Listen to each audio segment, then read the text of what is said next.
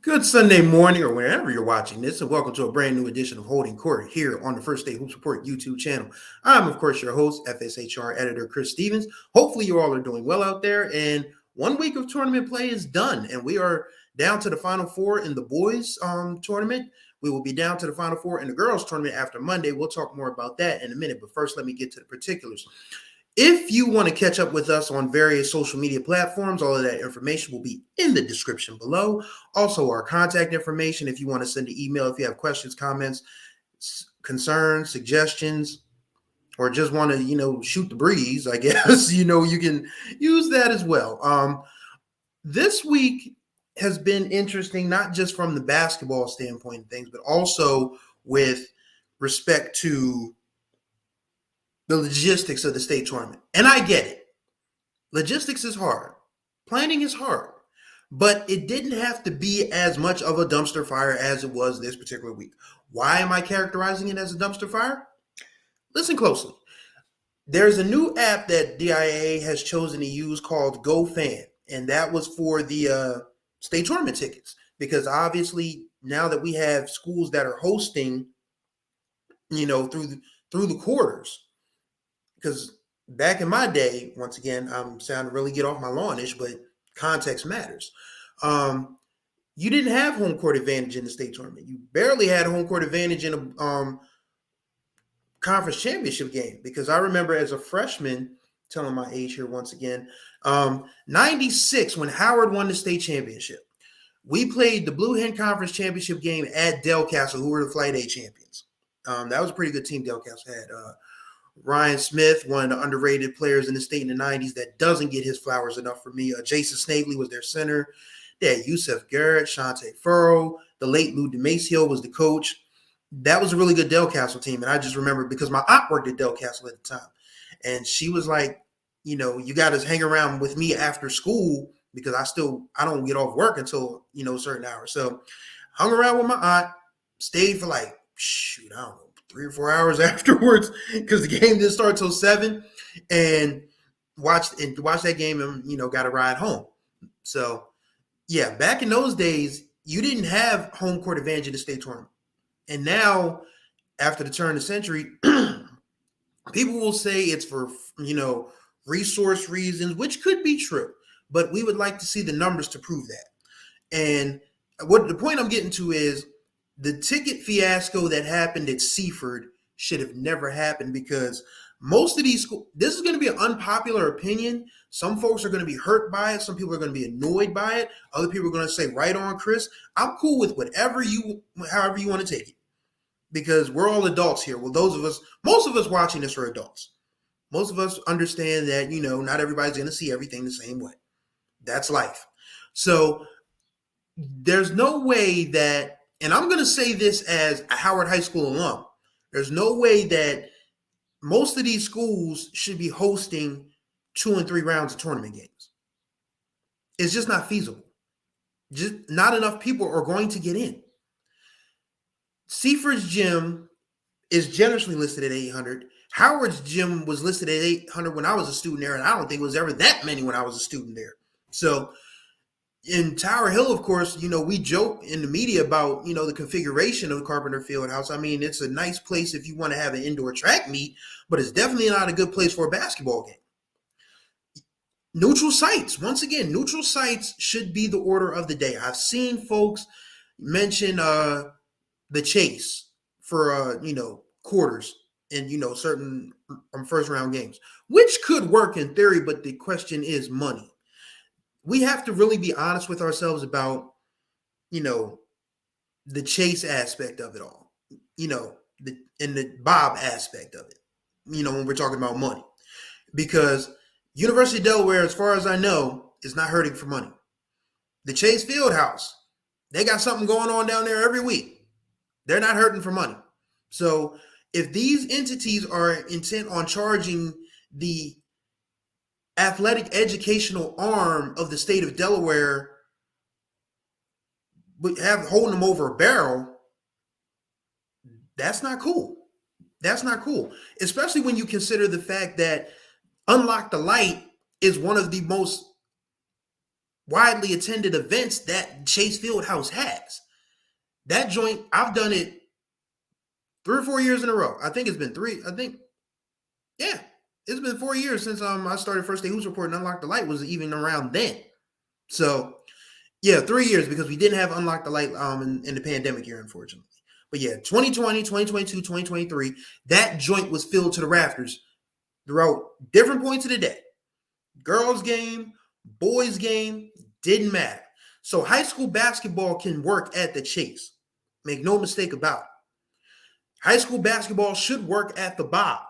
But once again, there has to be a reckoning with, certain entities charging another entity way too much money for something that isn't going to hurt their pockets one single bit if they cut down on the price. It's really that simple. And that's why you have incidents like parents and fans, mixing it up. And I'm not excusing the folks that are, causing the problems, because they're ruining it for everybody else. The bad apples are spoiling the bunch, quite frankly. But at the same time, I want people to be mindful of just saying that this is, I want people to be mindful of saying that a certain demographic or certain people bring certain elements to a certain sport. I just want people to be mindful of that, because what you're inferring is dangerous, and honestly, it's nasty. It's very nasty. Just want y'all to be mindful of that. So that being said, DIAA and others could greatly avoid any of these potential things. Like, for instance, I was at the Milltown Sanford quarter yesterday. G. Johnson, one of the great photographers around here, he inboxed me on Facebook as I was pulling up saying they're not allowing bags. And I said, what? I mean, I have a monopod, I have a Sony A7, I got notebooks because I keep stats, because I have to keep numbers, because, well, the DSBA All-State ballots are due Tuesday. So I have stats for just about every game I've been to. In fact, I have stats for every game I've been to. So yeah, imagine me walking in with a monopod, camera around my neck, big behind notebook, 2 pens, still got to have my phone, my press pass, my car keys. It's just like very cumbersome. But at the same time, if you put these things at neutral sites, they're bigger gyms, and you kind of avoid whatever element that you think people are bringing to these games if you would just use a little creativity. So that's my issue. That's my issue off the rip. Nobody should have home court advantage in the state tournament. And I know people are going to get on me for that. But I'm a person of certain age. I grew up in the 90s where you had double headers throughout the tournament. Like, there would be one at Newark. There would be one at St. Mark's. There would be one at Christiana for the upstate. Downstate, it would be Dover, Cape. I think even Seaford or Sussex Tech would host a pod here and there. So there are different schools that can host if you want to do it like that. But at the same time, you have to be mindful of the fact that it's just not feasible to have these fans mixing it up day in and day. I mean, round in and round out. It just doesn't make sense, because you have to be able to say, okay, this is one game. If you don't have, and if you want to limit it to parents and students of those groups, and empty the gym after one game so everybody else in the next game can come in, cool, that's not a problem. But you can't sit here and say the tournament is better because folks have home court advantage. It's just not. I mean, we saw the number 2 seed go down in a heap to the number 7 yesterday in the quarterfinals. Home court advantage is vastly overrated in a one and done situation, because it can happen to you. It can happen to you. I mean, we saw it on the girls' side. I mean, no one had DMA beating Appo. I mean, for the most part, maybe we said DMA themselves on the girls' side, but they did it. Home court advantage is vastly overrated. Salesian probably should have been the 4 seed to begin with. I mean, that game probably would have been a lot better at the Burke, but they went to Tower Hill and got the job done. Home court advantage is vastly overrated in some respects. I'll just go ahead and say that off the rip. So that's my beef. That's my beef for this week. It feels like I have a beef with somebody or something every week. And I promise I'm not a confrontational person. If you've met me, you know I'm not a confrontational person. But at the same time, if there's something that bothers me and there's something that I feel like needs to be addressed, I'm absolutely going to address it. And DIAA could avoid a whole lot of shenanigans by just having neutral sites, boys and girls, because we can't, I mean, you can put it on the boys, but at the same time, there was a little bit of a fracas at the end of the Archmere Woodbridge game on a Friday. So just be mindful of that. You can say that, okay, there may be crowd control issues, but you can't put it, number one, on one demographic. You can't put it on one school. You can't put it on one genre of one genre or gender, whichever one you want to pick, of basketball. It's just not, these folks were just not meant to be in close spaces together for that long a time. One game. Has everybody feeling like, wow, we really need to have crowd control in basketball. Found it funny that I saw folks on Twitter talking about, the adults are making it bad for their kids. And considering who said it, I was like, wow, that's really ironic.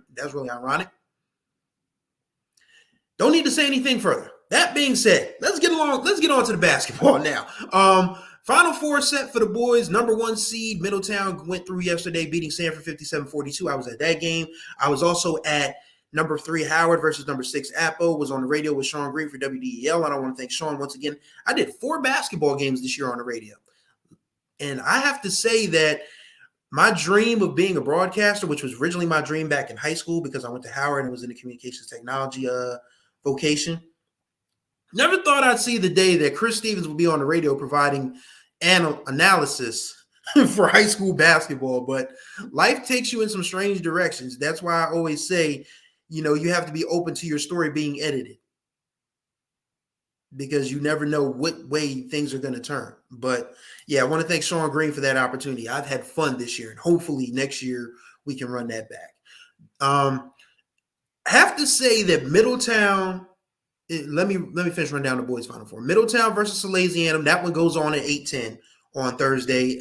Also, the tickets go on sale on U of D's ticket website. Don't go to DIAA. Don't go to GoFan. They go to UD's website. So go to UD's ticket website. I'll get that link and drop it in the description below for you. Those tickets go on sale Monday at noon, 12 p.m. Eastern Standard Time. So if you want to get your tickets for the Final Four, get to clicking because they're going to go fast. Okay. The first game is at 6:30 on Thursday. It'll be number 3, Howard versus number 7, William Penn. And the 8:10 game will be number 1, Middletown versus number 5, Salesianum. Okay. Now, Middletown yesterday did not have the best offensive day at first. And the credit to that goes to Ty Perry and that Sanford defense. They were tenacious for as long as they could be tenacious. I felt like I was talking to G. Johnson. Shout out Bruce Wayne. I was talking to him. I was like, the lower scoring this game, the better chance Sanford has. And it was really low scoring for a while. It was 21-18 at the half. And then Marcus Edmond went on a little bit of a heater in that third quarter, and that gave Middletown the boost to finish strong in the fourth quarter. And this Middletown team, it's like, really pick your poison. If it's not Jaden McGee, it's Jaden Rogers. If it's not him, it's Amir Cunningham. If it's not him, it's Marcus Edmond. If it's not him, it's Amir Height. Clyde Frazier gives them good minutes off the bench. It's like, how do you stop this team? And people are saying that Salesianum has the potion. No, Salesianum didn't have the potion. Middletown just couldn't make a shot. Open shots, mind you. And I'm not saying that Sal's can't beat them, because obviously they beat just about everybody else in their path this year. That counts. So that should be a very good game, but I feel like Middletown just has the advantage in terms of depth. And this is a team, both teams can go about 7 or 8 deep. And we'll talk more about that in a sec. We'll talk more about bench play in a second. But that honestly feels like the game that people are going to storm the gates for. And that's not to take anything away from Howard and William Penn, because these are 2 programs with traditions of their own. It's interesting because Rasan Matthews and Gary Lumpkin were teammates on William Penn's first state championship team way back in 1994. Sorry to make you feel old, guys. But that is going to be an interesting matchup. That's a regular season rematch as well, because Howard had lost. Did Howard lose to St. George's the night before, or they had lost? It was the first game in a game of back-to-backs for Howard, because they had only beat Dickinson by 2 points, and that was a bit of a shock to a lot of people. But Penn pushed Howard to overtime, and Howard won that game 58-56. So William Penn has been right there with everybody in the state all year. Don't let that 13-7 regular season record fool you. That's a very good basketball team. They have guys that can defend, they have guys that can shoot, and they have a coach who has been here before. This is his third trip to the Bob. His first as a coach. Gary Lumpkin taking over that William Penn program was the best thing to happen to William Penn. And they will be much better off in the future for it. So that game feels like that game is a toss-up as well. So any combination of the four that are left, either winner from either game, whether it's Middletown, Howard, Sally's, Penn, Howard, Penn, Middletown, Penn, doesn't matter. Howard, Sally's, doesn't matter. That is going to be a great final. And feels like this will be a year where it'll be remembered that everyone around the state had a chance up until a point, which is what you want. You don't want squash matches, to use a wrestling term. You don't want squash matches every round. You need competitiveness across the state. And that's something that we've seen in the boys tournament. Like I said, I talked about that on the live stream we did with Taylor Trevison and Aziz Ali, that there's talent around the state of Delaware. It's up to the powers that be to give the talent and the coaches the resources so these kids don't go out of state every year. Like, we don't want to see, more of the same when it comes to Trayvon Duval or Jalen Duran or even Jeremiah Stewart-Herring, who had a tremendous year this year in the Roman Catholic League, or Robert Wright III. Shout out to him as well. Those young men balled out this year up in Philly, and they really should have been doing it here in Delaware, but their fathers and parents and mom said, well, doesn't feel like Delaware gives a damn about basketball, excuse my French, so we're just going to go elsewhere, and that's something that we can't have. And that's why I said last week, a lot of the shenanigans that are going on with, the brackets being miscalculated, the ticket situation, this doesn't happen routinely in other sports, but it's happened 2 straight years in basketball. And that dog just won't hunt with me. It shouldn't hunt with anyone. Like, if you're going to give the same consideration and care to football, to soccer, to lacrosse, to swimming, to wrestling, to track and field, basketball earns the same care and consideration. That's all I'm saying. That is all I'm saying. If you want me to pick a championship game and a championship winner, not going to do it. Sorry, I can't. I've seen all 4 of these teams multiple times this year. I've seen Howard probably about 4 or 5 times. I've seen Middletown 3 times. I've seen William Penn twice. I've seen Salesianum 3 times. I can't pick because all of these teams are here for a reason. They've all previously won state championships. There's 12 between them. They all have great coaches. They all have great players. I can't tell you that Middletown has a decided advantage over Salesianum despite the talent level and the depth that they have. I can't tell you that Howard is going to be able to withstand a William Penn rally this time around because William Penn went into Smyrna and crushed the buildings last night.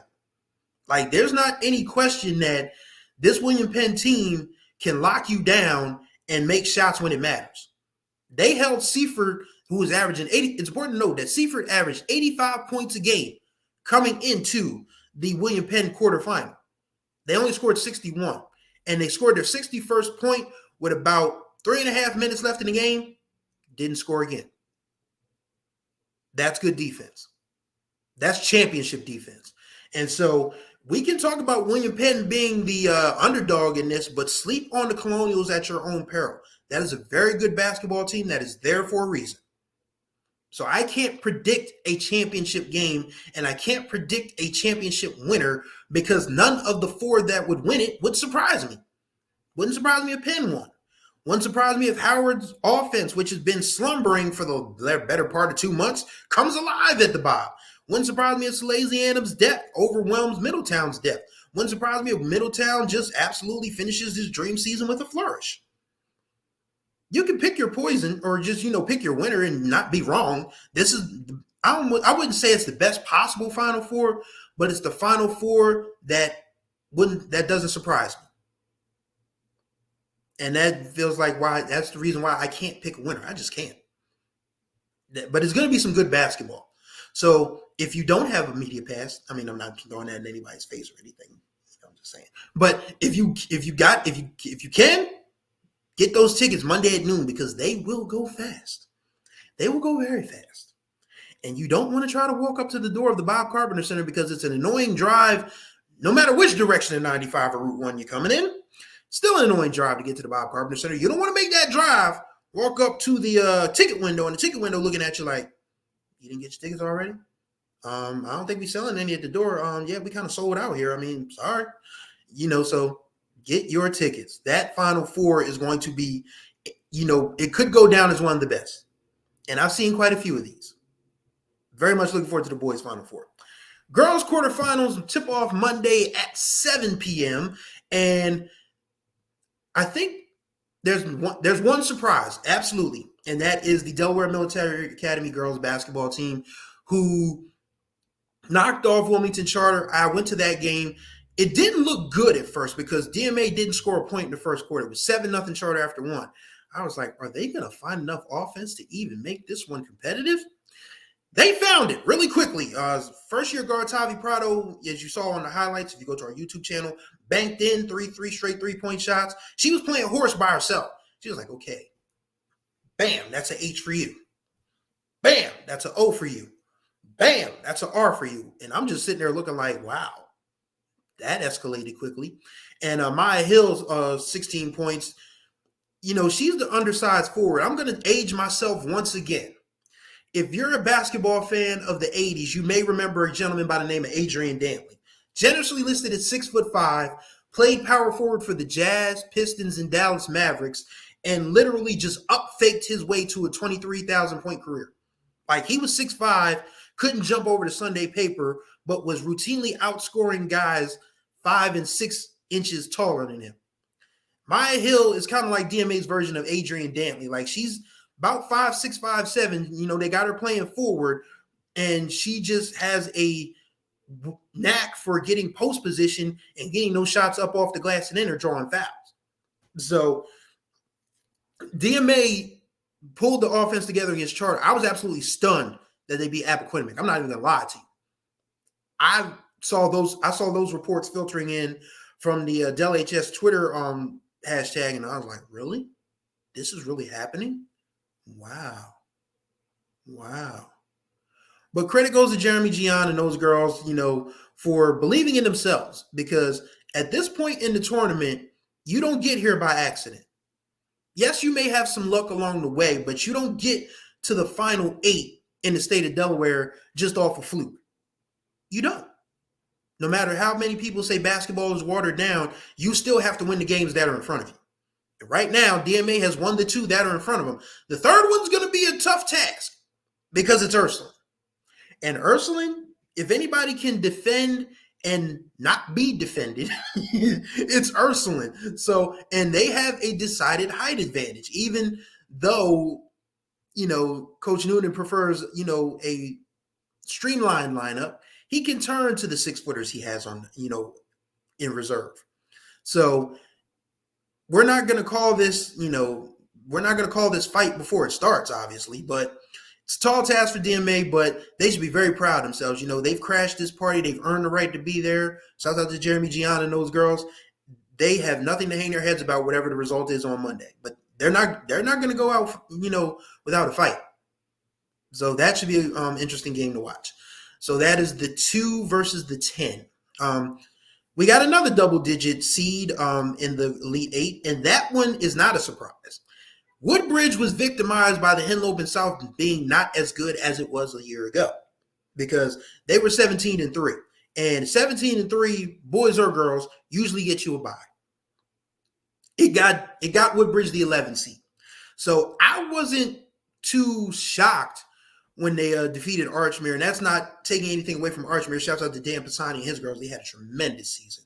But I felt like Woodbridge would have just enough offense to get past Archmere, and that's what happened. They came alive in the fourth quarter. A few 3-pointers from Reagan Robinson and Painkiller pushed them over the top. And now they have their much-awaited rematch with Cape Henlopen, number 3 seed, in the quarterfinals. Cape held them off 31-30 in the Henlopen Conference Championship game. This one feels like that game could tilt in Woodbridge's direction, and Cape has the talent. It's just very young. Woodbridge has a little more tournament experience. This would be Woodbridge's second Final Four in 3 years if they were able to get over the hump, shall we say. And for a downstate program that really didn't come alive until recent years, they deserve a ton of credit. Downstate basketball as a whole, even though people are down on Seaford's boys for not getting to the Final Four, downstate basketball has come a long way, especially on the girls' side. And it's funny because the 50th anniversary of the girls' state tournament this year, and the very first girls' state champion was a downstate team. Cape Henlopen won it in 1973. So it's not like there hasn't been precedent where girls basketball downstate has just been awful or anything. It's just always been highly concentrated on the Catholic schools and the private schools up here. But downstate hoops, from a girls and boys perspective, is fine. They just, need to get over that championship hump eventually. And I think at one point we'll probably see a downstate boys championship team pretty soon. People are like, does Middletown count as downstate?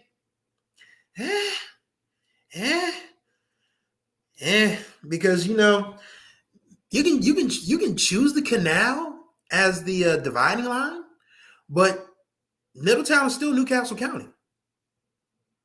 Still less than an hour drive from Philly if you're a little bit of a speed demon like some folks. Won't put myself or anybody else out there. But yeah, it's still very much an upstate thing. I mean, even though you got the bridge separating Middletown from just about everywhere else, Middletown's still Newcastle County. I consider downstate, this is me. Your definition may vary. I consider downstate Smyrna on down. That is what I consider downstate. So downstate hoops has come a long way, still has ways to go, but it's not in dire straits. The girls are coming along. The guys have always been good. We're all in the same state here, and we're all in the same gang, as the old song used to go. And our main priority is making sure these kids enjoy their basketball experience, and if those opportunities are presented to them to play at the next level, make sure they get those opportunities. So it's not a civil war. It's not an East Coast, West Coast beef. It's just, something for people on social media to talk about. That's really all it boils down to. But yes, because Cape and Woodbridge are playing, we are assured a downstate girls team in a Final Four for the third time in 4 years, because Cape made it in 2020, but of course 2020 is suspended in history because we didn't get to finish because of the pandemic. So this would be the third time in 4 years that a downstate team has made it to the Final Four in the girls bracket. Yeah, downstate hoops is fine.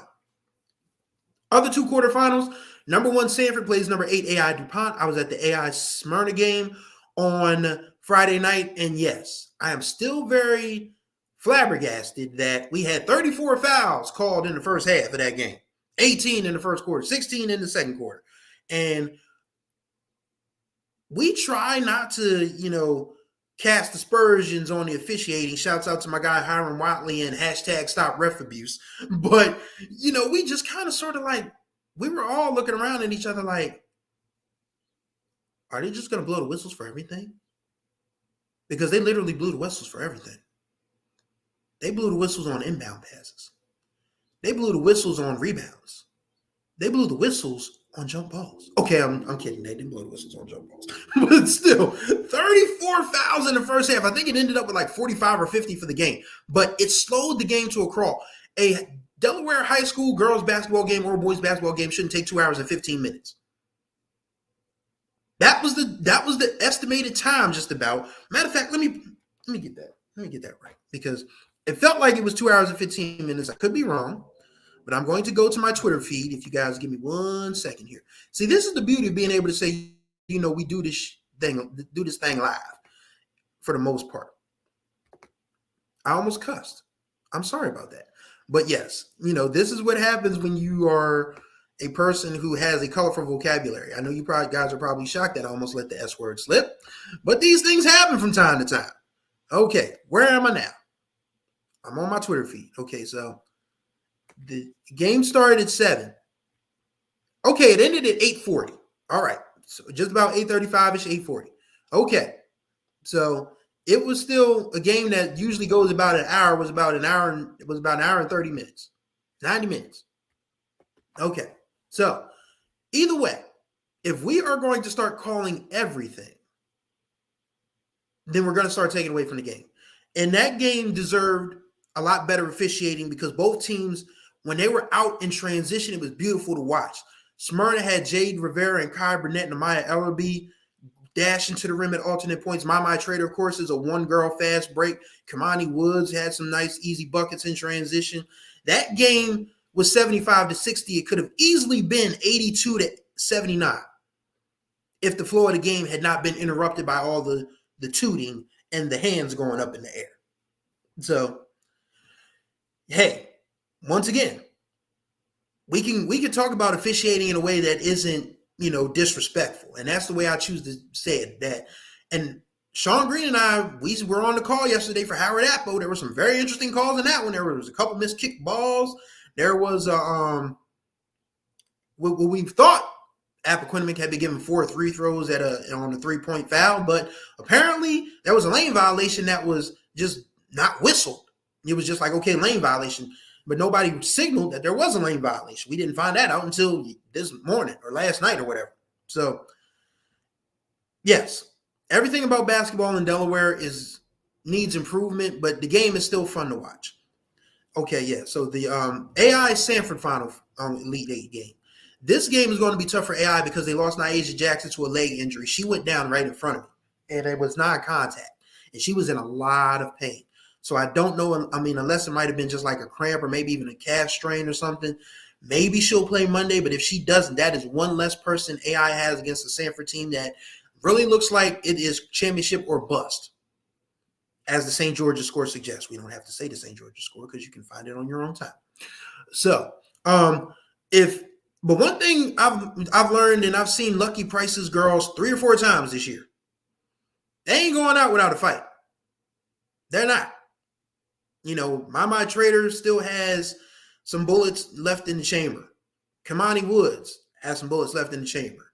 The young guards, Jordan Dennis, Amani Bryce, Aaliyah Hinland, this is valuable experience for them going up against, a Dallas Pierce and a Zai Kilgo. So this isn't going to be the wash that everybody thinks it's going to be.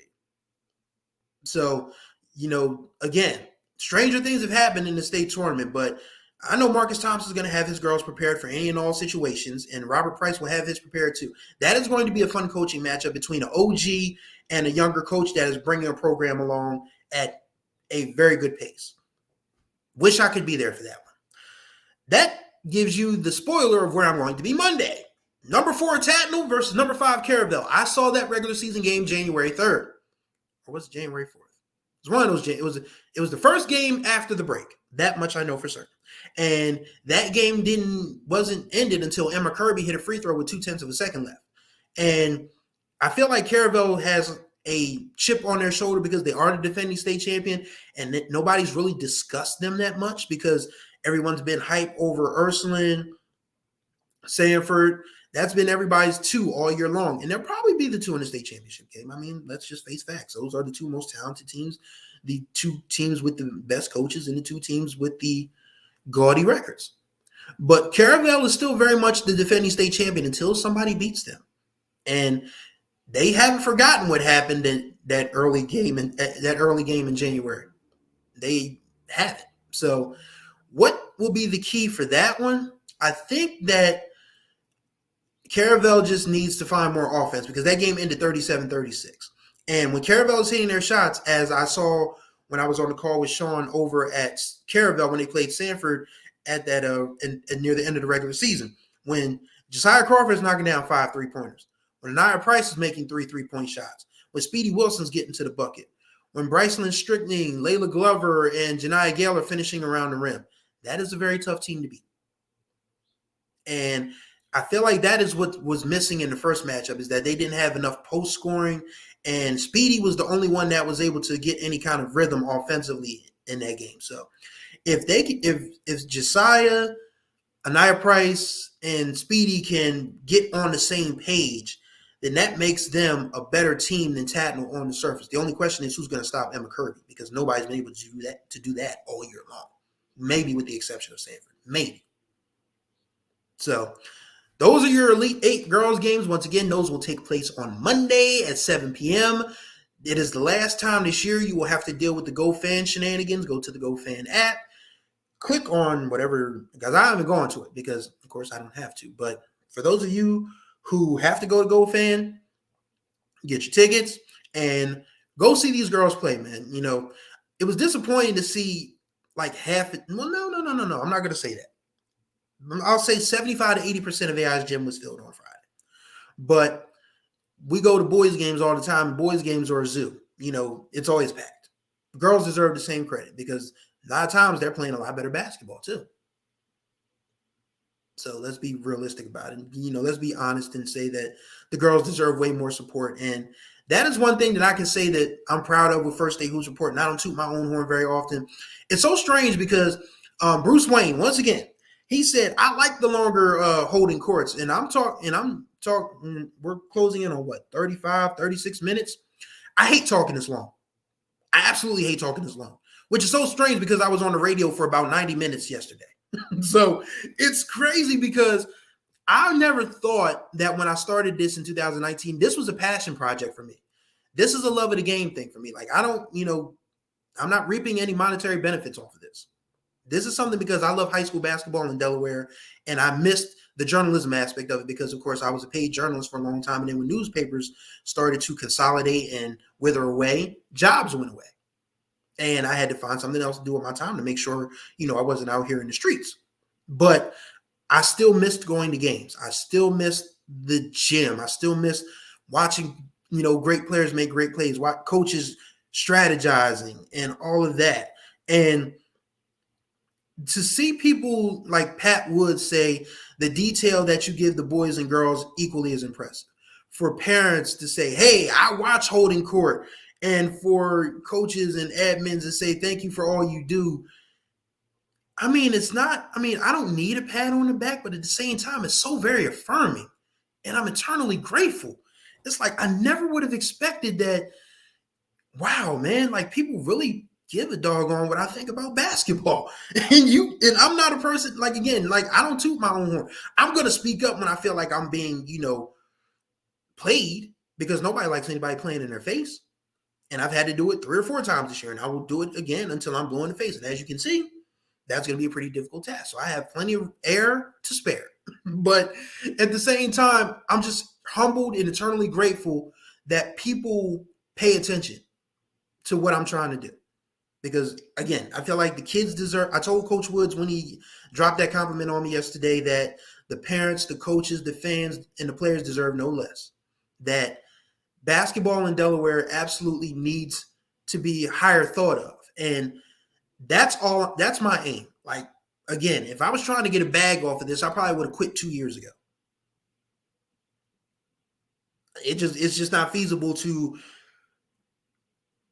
go to games, you know, put gas in my car, use Photoshop and open source editing like OpenShot Video to edit these highlights together. It's a lot of time to just write a story because I still like to write. I'm still a writer at heart, even though I'm into multimedia content with the photos and the videos and the podcast. But, you know, just being able to bring this to y'all and have fun with it, even though there are some annoyances that I've mentioned before, most of the time I'm having a blast. That's why I had to laugh when I got the subtweet last week about being angry about the, being mad about the bracket reveal show. I'm not mad. If I was mad, you could tell it in my face. I mean, you could see that I'd be like banging my hand on the desk. My voice is raised. You know, you might see some steam coming off of this, you know, sparsely covered head of hair. Covered head of hair. But I'm not mad. Annoyed, yes, but not mad. But I'm going to speak out on it. And, you know, quiet as it's kept, a few people agree with me. So it is what it is. But at the same time, again, I'm just so eternally grateful that people seem to think that I'm on the right track. And that lets me know that I am. And I'm greatly appreciative of everything that has been afforded to me thus far in terms of access and trust with parents, coaches, kids, players, administration, and all of that. I don't take that for granted because as a journalist, once again, as I said last week, it is journalistic integrity. It's journalistic principle for me. And that will be the thing for me until the day I am in the ground. That As a journalist, I am fair, I am unbiased, I am impartial, and that I give everybody a chance to have their story told. And for people to say to me that, my kid gets a lot more attention because of you, or this team that didn't normally get enough love sees itself on the YouTube or on Instagram every week, they're so happy about it. It's a blessing, man. It's a blessing. And I don't take it for granted for a second. And I thank y'all so much for allowing me to tell these stories and help get, these kids and teams the love that they deserve. And it's not a knock on anybody else, because the news media industry is not what it used to be in terms of resources anymore. So people are doing what they feel is best to, keep the train rolling. And if I can be an alternative and not be, not saying, okay, I'm better than this one, I'm better than that one, just saying that, hey, you have another option here. And I'll be glad to be that option for you as long as it's feasible for me to be that option. So again, just eternally grateful. And thank you all. That's really what it boils down to. I can't do this if y'all aren't watching. I can't do this if y'all aren't clicking on the website. Or the YouTube. I can't do this if you aren't liking the post on Instagram. So it's y'all, man. Y'all have been just as big a part of this as I am. I mean, granted, I'm doing it by myself, but I'd be crazy to say if I didn't have support, because y'all are supporting the heck out of me, and I'm grateful. Once again, I keep saying that, man, but attitude of gratitude, that's something that I've always kept in mind, even when life has, dealt me a couple of curveballs here and there. But once again, thank y'all once again for listening to Holding Court and watching. Greatly appreciate it. Last week of the regular season, it went by too fast, man. Felt like November 30th was just a couple of days ago. And here we are, second week of March, and we're going to have a boys and girls state champion by the time the close of business on Saturday, March 11th. Very much looking forward to that. Gonna miss y'all, in the regular season. Maybe I'll get to some of these AAU things. Maybe I won't be banned from, the Chase Fieldhouse, for another league, but we'll see what happens. But in the meantime, once again, if you want to catch up with us on social media and check out all of our other stuff, that will be in the description below, as well as our email address. Last week, I will see you guys in the gyms, and then I will see you at the Bob. How fun is that? We get another championship at the Bob, man. This is going to be our second one. Yeah, because 2020 was canceled. 2021, the championships were at Dover High. Last year was our first Bob experience as First State Hoops Report. This year is going to be our second, and we're going to have two great Final Fours for it. Very much looking forward to that. So once again, thank y'all for watching. See y'all in the gyms and at the Bob this week. Take care of yourselves out there, man. Peace out.